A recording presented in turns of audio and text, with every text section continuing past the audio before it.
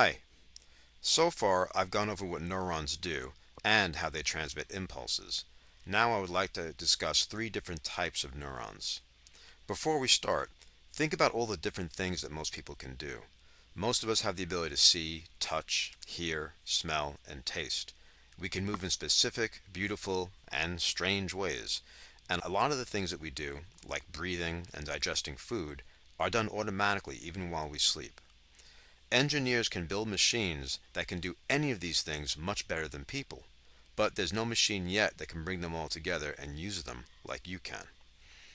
It's because of your central and peripheral nervous system that you could do this. There are three types of neurons that do very specific things.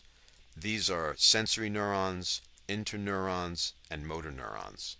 First, let's look at sensory neurons. A sensory neuron does one thing. It brings information directly to the brain or through the spinal cord. There are specialist neurons that cover all the details of the five senses. For example, you can have sensory neurons that detect pressure on your skin and others that can detect temperature. Ah, look at me. I'm a sensory neuron in the hand that can detect heat. Next, we have motor neurons. Motor neurons send signals from the brain and spinal cord to muscles, organs, and glands all over your body. This includes muscles that you voluntarily control, like the skeletal muscles we've studied, and muscles that work involuntarily too. All right, I'm a motor neuron in the hand. Cool. Finally, we have interneurons. Interneurons are only found in the central nervous system, like in the brain and in the spinal cord. How boring.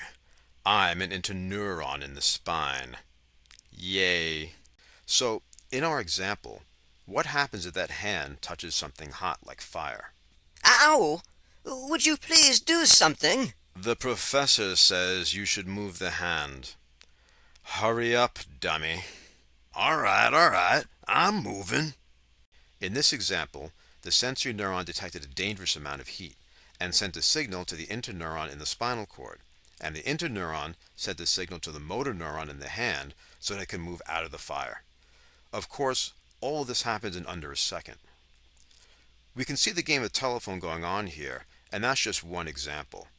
Each one of us has billions of neurons, and no one understands exactly how they make all the connections that they do in the brain.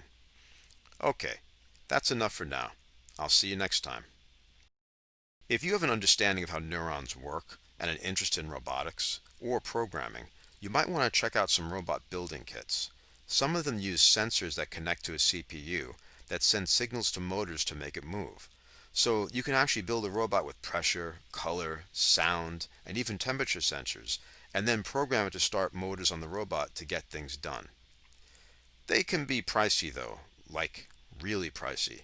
Instead, you could go the virtual route and build robots in software only. Do a search for robot programming games and you'll see a few. This PC program is called RoboForge. It's really old, but it's free. You can build robots with sensors, generators, and motors and then have them battle other people's virtual robot designs. Give it a try. Maybe we could have a robot battle sometime. Okay, now I'm done. Bye.